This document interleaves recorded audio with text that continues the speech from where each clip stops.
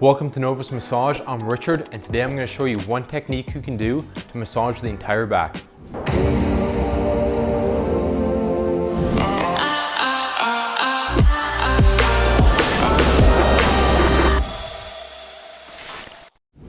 I often use this technique whenever I'm giving a back massage because the movement has great fluidity, making it ideal as an introductory technique. It also covers a large area of the body, and you're able to vary your pressure very easily with very little wear and tear on your hands and wrists. The technique uses your forearms primarily and involves lots of body movement and changes in direction by the massage therapist. Start by pressing the top of your forearm into the base of the person's lower back. Your arm should fit into the crease that is formed by their hip bone and the muscles of the low back. This is the starting position, and it targets the erector spinae, which are the column of stabilizing muscles that run up the length of the spine. Begin applying pressure into their back while moving your forearm perpendicular to the erector spinae muscles until you get to around 2/3 of the way down your forearm. You can also apply a slight pressure in the direction of your hip during this motion to create an additional distraction force on the person's spine to help it open up. Continue applying pressure through your forearm and start moving up the person's spine. You should be using your body weight to apply this pressure, but it should be light at first as we're still warming up the muscle. When we restart this technique, we'll apply more pressure on the next pass.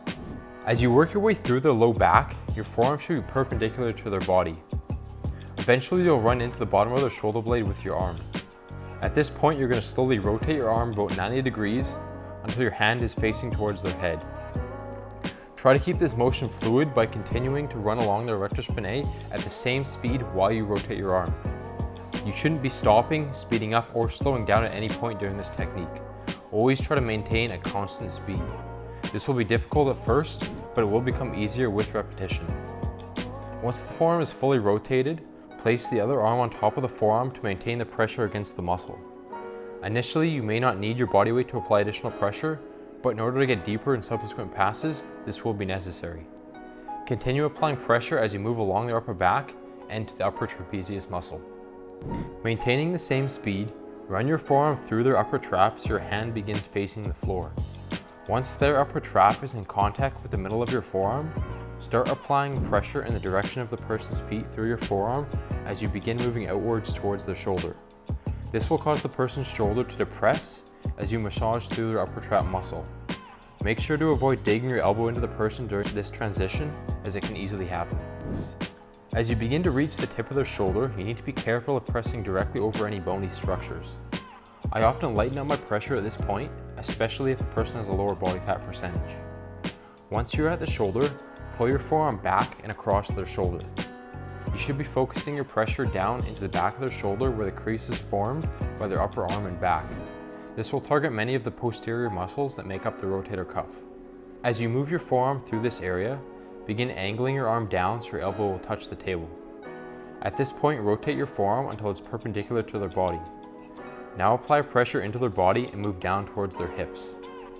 This will target the person's latissimus dorsi muscle, or lats for short. But be careful not to dig into their ribs, especially if they don't have much muscle mass or are leaner. Once you reach the person's hips, you are back at the original starting position, at which point you can restart the cycle. Putting all that together in one motion should look similar to this. Feel free to add variations to this technique as you get more comfortable with it, and I'd love to hear any tips or feedback you might have down in the comment section of this video below. A few things to remember while performing this technique are to keep your pace consistent, maintain contact with the person's body at all time, apply gradually more pressure with each cycle of this technique, always starting from light and progressing to deep, be careful of any bony structures, and do your best to use your body weight to apply the pressure through your forearm instead of trying to use your own muscular power to apply deeper pressure. This is critical to avoiding unnecessary stress on the body when giving massages, especially if you perform a lot of them. Try out this technique next time you're giving a massage and leave a comment down below about your thoughts. And as always, like this video and subscribe.